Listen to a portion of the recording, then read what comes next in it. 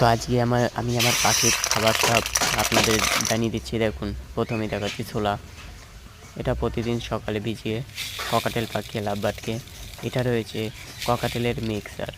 এতে রয়েছে সূর্যমুখী কুসুমদানা, জব আর 100-র মতন ধান। এটা রয়েছে ঘাসের দানা। এটা শুধু বদ্রি পাখিকে আমি শুধু ঘাসের দানাই খাওয়াই। 1 নাম্বারটা পাইনি, তাই এটা নিয়ে এসেছি। সূর্যমুখী দানা দেখলেন, এটা দেখছেন কুসুম দানা।